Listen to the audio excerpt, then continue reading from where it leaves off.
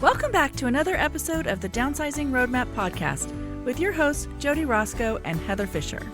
We're talking about all things downsizing, from our own experiences with clients to guest experts. Let's make downsizing easier, one conversation at a time.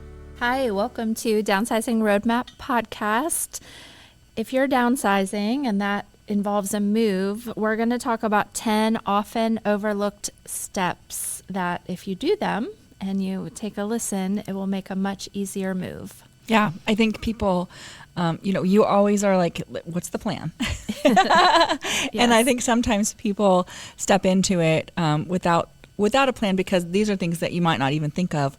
But if you do these, they will make it easier for you as you walk through the process. Yeah, after helping, tons of clients through these steps, they're just things, that we've noticed or we've seen people do well or seen people or ourselves forget it during moves. And, it's just can be a stressful time. There's a lot of moving parts and logistics involved and just some ways to make it a little easier. Yeah. So let's start. Step one, make a moving decisions log. So that can be a notebook that you actually write in, or that could be notes on your computer or a file, on your computer, whatever. But make it where everything lives in the same place. Because if you start having, what are your paint colors or what's going into donation or what are the measurements of my sofa or, there's all kinds of things, utilities, who do I need to shut off? What is it? When is it? You can create a little book where you have everything, worked out, or you can put it on a spreadsheet depending on, what you love. Heather's a spreadsheet person. Yeah. But what you don't want is just a whole bunch of like sticky notes and scraps of paper and, sticky note queen that I am. But we bought like a whole book that last year trying to get rid of our sticky notes, remember? Oh yes, the erasable notebook didn't work so well. No. That was not a good system. We tried, but yeah. We just filled up our notebook and then, whatever. Still didn't work. It got a little too smudgy because we have too much going on. But on this, you can create one space where this is the project. It's one project and it all goes into one book or, one spreadsheet or one file, electronic file. And that way, when you're looking for things, you know exactly where to look for it. And so it's not, where did I write that down, or what piece of paper did I write that down on, or what? Yeah, lean into how you normally handle things. If that is on paper, then get that binder or notebook and organize it that way. If you tend to do more things online or electronically, having a separate folder in your email box that you can pull relevant emails into one folder that have to do with your move, or that spreadsheet. You can have different tabs for different parts of the organizing. Mm-hmm. We found it really helpful when we moved. We had links to things. We were building a home, so it was a little bit different, but links to things we had purchased, so we could easily find the dimensions of things. So we just had those links to where we had found them online, or the colors of things, or the names of things. So however you lean into organizing, lean into that heavily through this process. Yeah, you can do, by room, and what are you going to need? Do you need curtains in that room? What do you need? And then once you figure out what it is, then you can put what that is there that you actually decided on, and all of those things. So you can make a section where you have unmade decisions or questions that you have, and, just go through it so that you continually know, oh, did I answer that one, and what that is. And so, yeah, you can get that organized. You could even do it in a little organizer, and you could have something that had dates on it too, so that you could, really give yourself a good picture of what that's going to look like. Yeah, for sure. A combination of all of those things can really make this easier. Okay, so that's one. Yes. 2, take your room measurements before you declutter.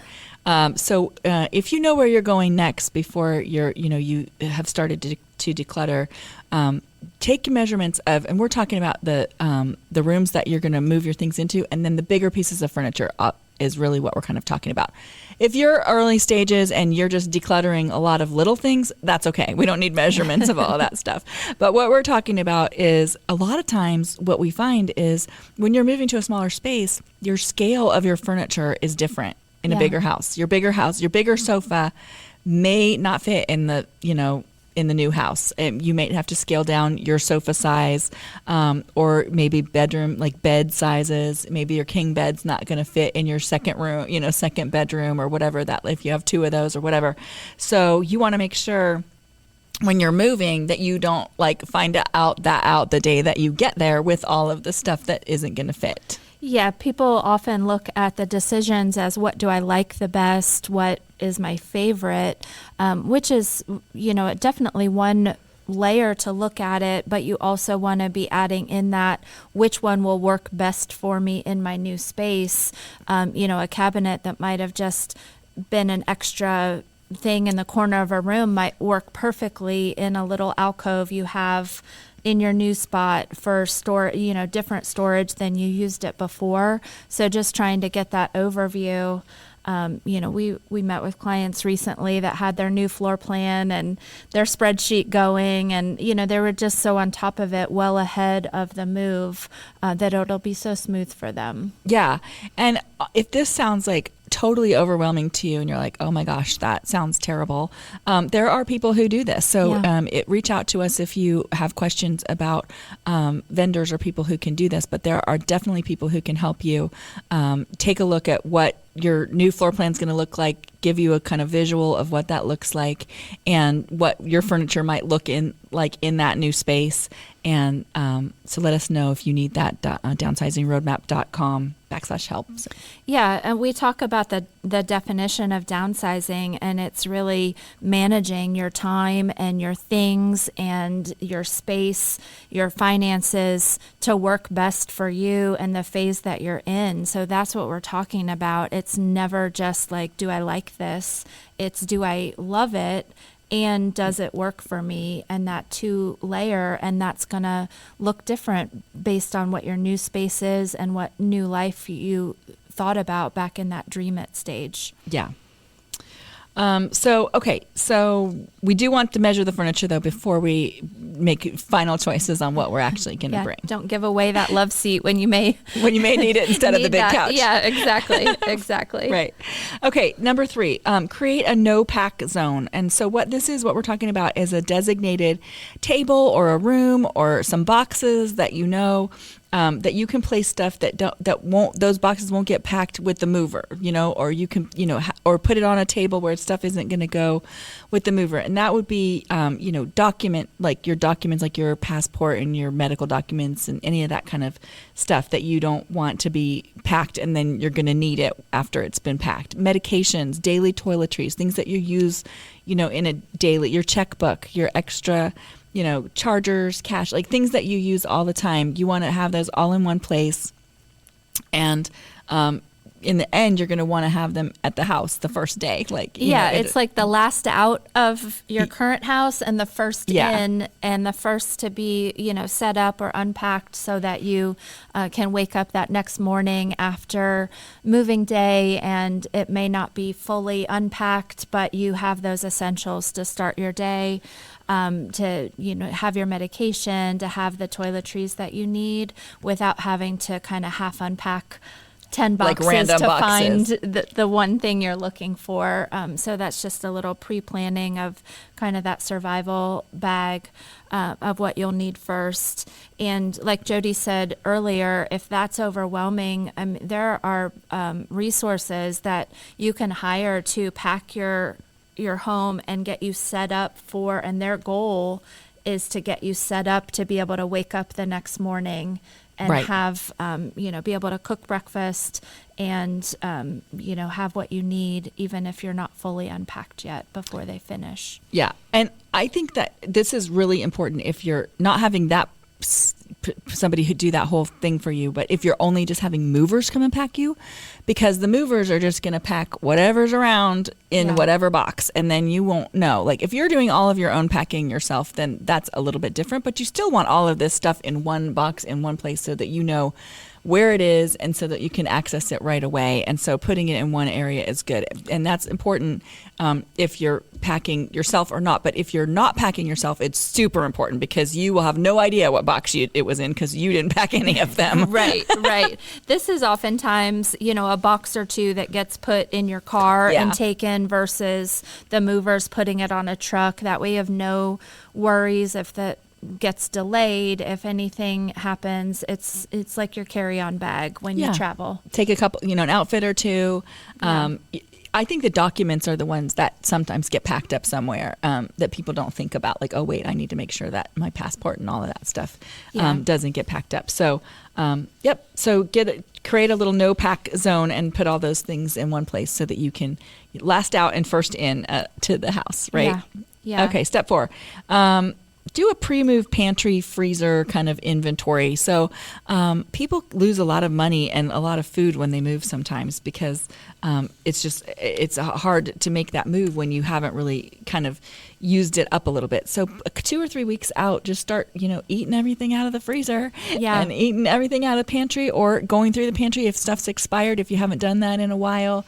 Make sure you do that. Maybe, so the neighbors can use, some of the things if you have too much stuff and you don't want to move it, or, there's always the food pantry. So we donate to the food pantry often. And so either way, but just make sure that you're, spending those 2 to 3 weeks just kind of not buying new and eating up what you got. Yeah, it can add up to a couple $100 worth of unused food that goes to waste, and especially that freezer stuff that is hard to move in a timely fashion, so it's not thawing and making that a priority. So especially if you're moving far, like you're not taking it.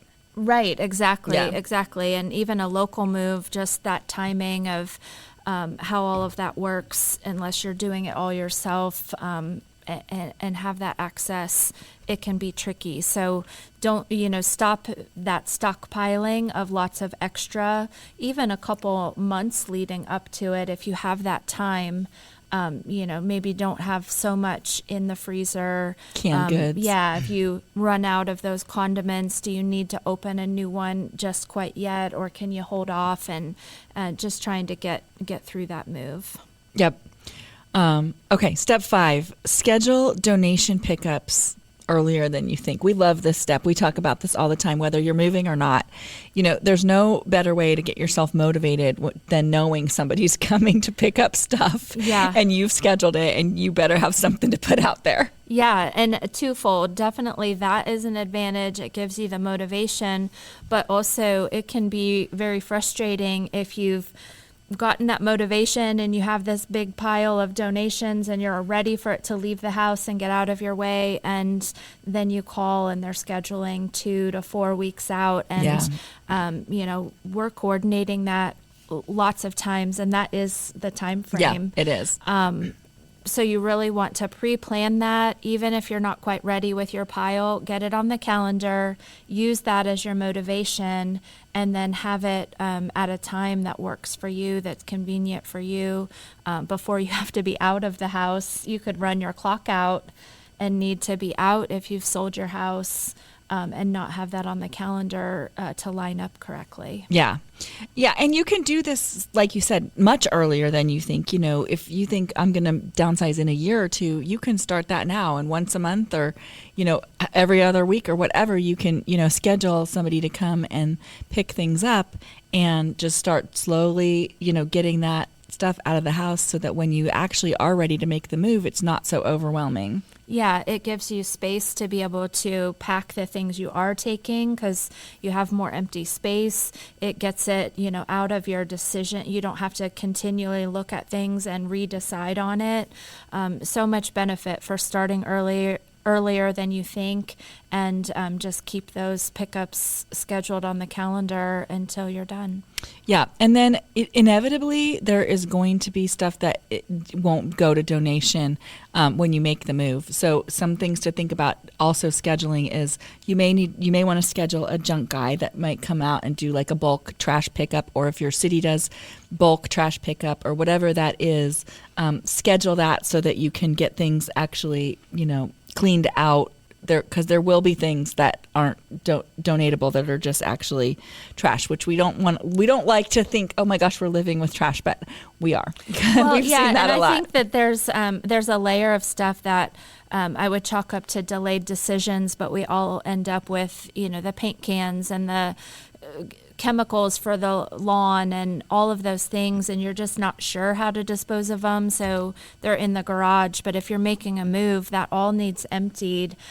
So well ahead of time, look into what your city offers for a drop-off for those, because sometimes they are only once a month or once hazardous every waste. few weeks to go to the hazardous waste. And or you can only bring 6 cans a time, or there's definitely some rules sometimes about that. Yeah, so just gathering that information and kind of spreading that out, so it's not a last minute scramble where you end up, taking it with you to a house that you may not even be doing yard work anymore, or things like that. Yeah. Just trying to plan out those more obscure things to get rid of.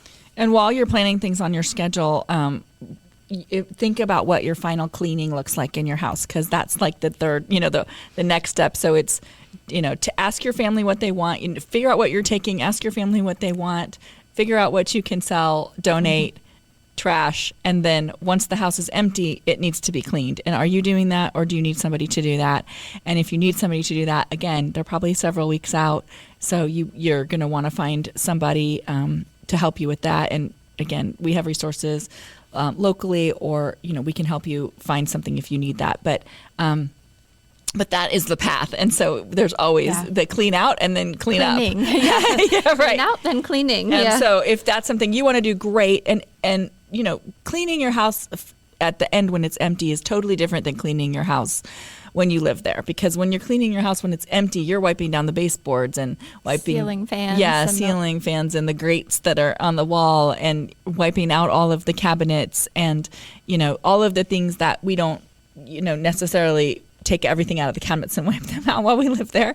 And when we move furniture, it's dustier than we expected it to be. And so you definitely need to do a clean before you move out. And so just think about what that could look like, and whether you need to hire somebody to do it, and get that on the schedule early, just so that's off your plate too. Yeah, absolutely. So step 6, photograph every space before you start packing. Several reasons to do this. It creates an inventory for insurance. So if anything happens during the move, you've got that. It helps you recreate the meaningful setups if you really like the way a room functions, or a bookcase looks. Yeah, things like that you are going to try to recreate in your new space. It gives you, that touch point to easily do that. And, emotionally, it gives you those memories. And, if you're listing your home for sale, and, the realtor will have the photographer, we have the photographer come out, but we'll have asked you to clear all of those personal items off of the surfaces. And so those photos may not hold that same memory meaning if the family photos are off the wall, and your favorite books aren't there, your favorite blankets, because you did the right thing for listing photos. So this would be before you start decluttering those surfaces. Give yourself that visual memory of how you lived in the house as a family. Yeah. Yes. I love that. Yeah, and then you can make, a digital folder system. You can have the kitchen and the office and the bedroom, whatever, with those photos, if you're really inclined to get yourself, Yeah, back to that organization from step 1. Yeah, get organized around it. So. Yeah. So step 7 is, we talked about this a little bit, but it's, an arrival box.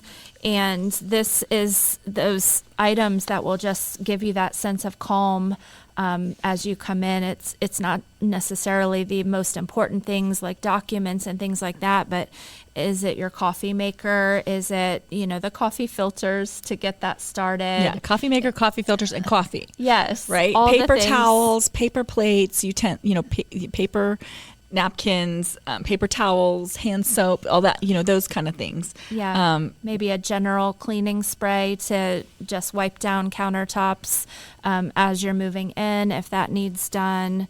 Some snacks and water bottles, just things to make those first hours before everything's unpacked just easier for you. Yeah, if there's not overhead lights in your bedrooms, bring a lamp, so that you have light wherever you're going. Throw that in the car, whatever, just kind of get that important stuff over there first. Some trash bags. Yeah, sheets. Yeah. Because you're going to want to get your house set up quickly. So yeah, it can be a long day on moving day, and when the boxes start coming in the house, you still want to go to bed without it being midnight, and so you don't want to be searching for the sheets wherever they got put. At least, one set of sheets in your comforter, and so you can make your bed and go to bed. Yeah, there's always tomorrow for all of the other tasks, but just let yourself have that rest at the end of the day and to wake up for whatever that morning routine is that will make it easier for you to get started again. Right. Maybe a cozy blanket for the couch when you're tired and you want to sit down, or, whatever that is that makes you feel comfortable and kind of makes you feel a little bit less overwhelmed. And again, there's people that can help with all of this move stuff too. But I would combine this box, the coffee maker, paper plates, all of, with that no pack zone box. And that's the stuff that you want to make sure gets into the house first. Yeah, that you have eyes on and see where it is. So step 8, this is notifying your life circles, not just your utilities. Yeah. So you'll have to change your utilities and all of that and your mail, but also make sure that you're doing that everywhere. You're telling your doctors what your new address is, your insurance company, your financial advisor, all of the people that you deal with, your subscriptions that you have, that they, don't start mailing those to your old address. And there's just a lot of things that you need to change and kind of let everybody know what's going on there. Yeah, we see that often. People remember to change their mail, but they forget they have a preset monthly delivery of any, fill in the blank, and they forget.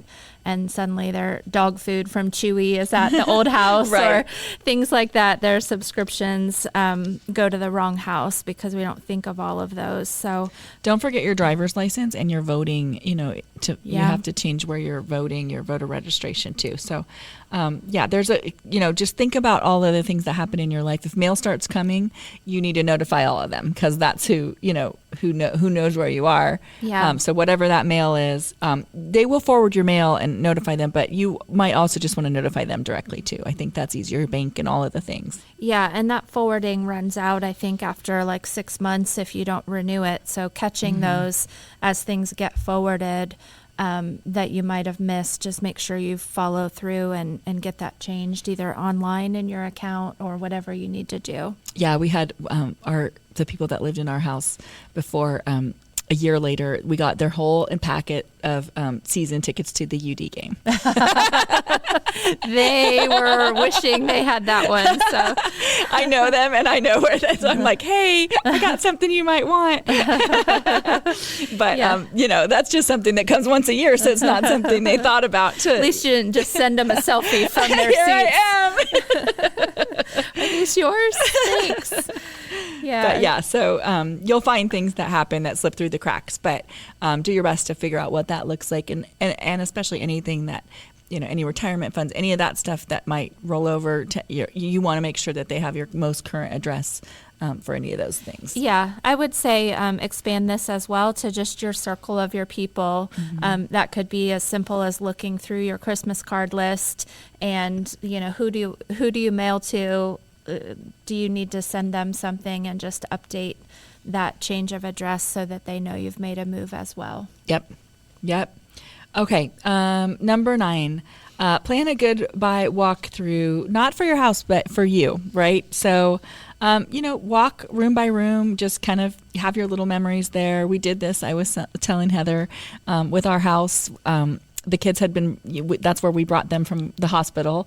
And so we all just cheers with our sparkling apple juice and, had a couple memories, and it's empty and it feels weird.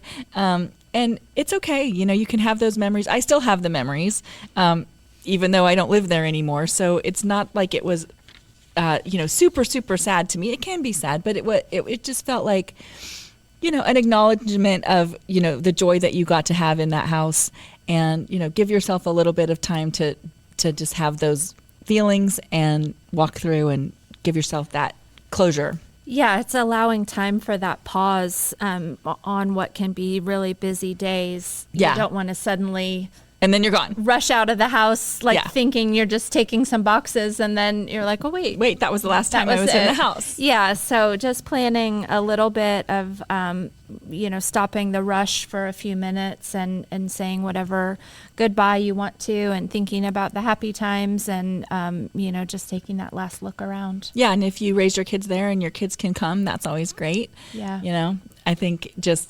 I think it should be a happier thing than a sad thing, but it should be a way to just acknowledge and say, give yourself closure around the house. Yeah. Don't let it rush by and then you lose that opportunity. Yeah, and what we find is that actually shortens the emotional adjustment time in the new house, because you've actually intentionally done that, and so it's not like you have as much longing for the old house because you've spent some time doing it. Yeah, it's not quite as abrupt of a transition. Yeah. Okay, and the last one is to create a 7-day post-move plan after you've moved, right?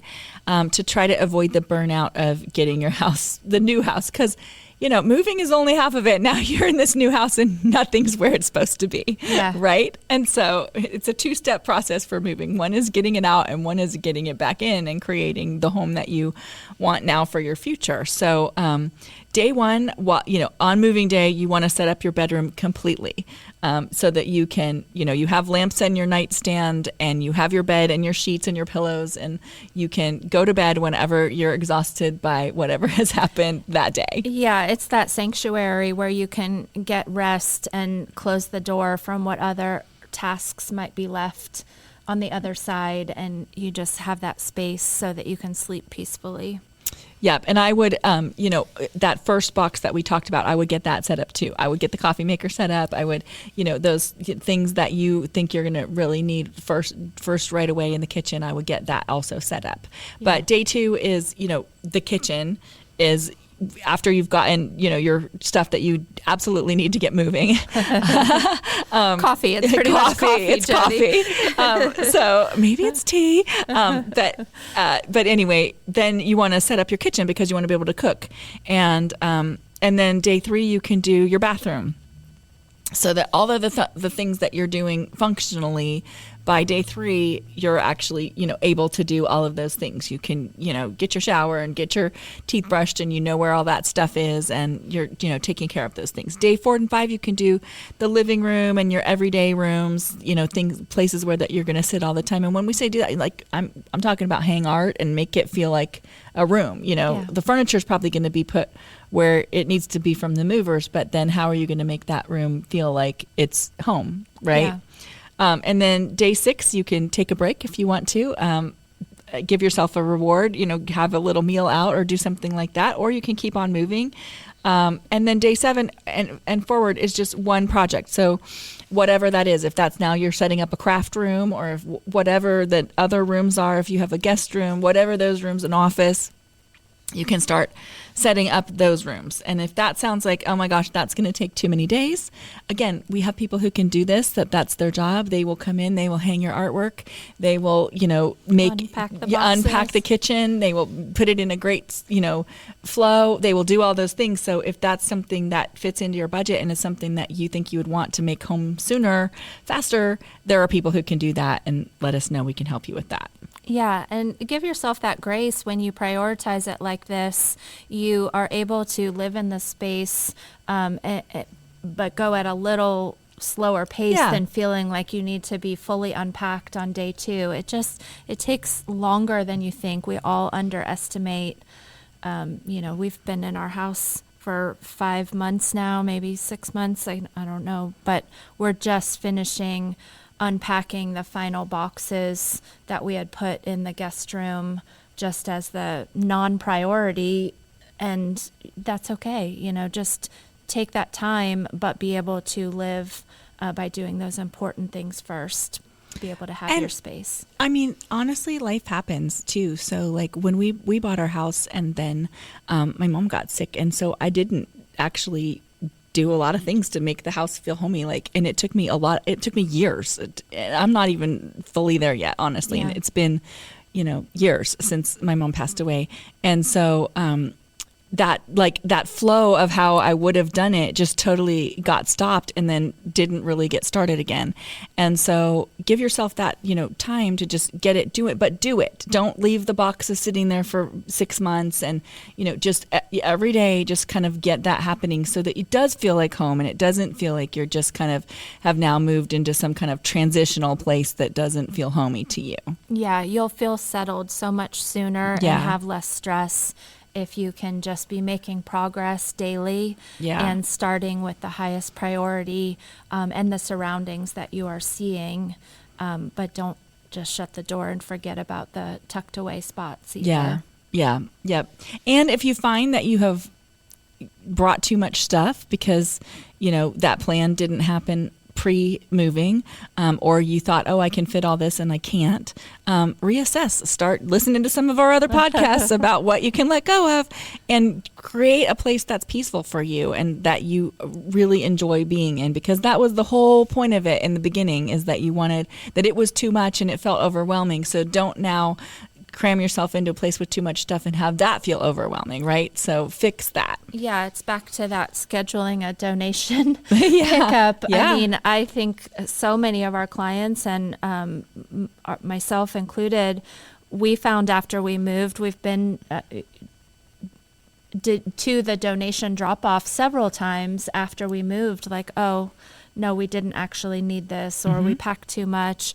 And we have lots of clients that just brought too much, and they're not feeling settled yet months later. And so there's nothing wrong with having that donation drop off already on the schedule at your new place or pickup, and just start setting a pile as you unpack on those why did I bring this questions, and just set them aside and let them get picked up and moved out of your space.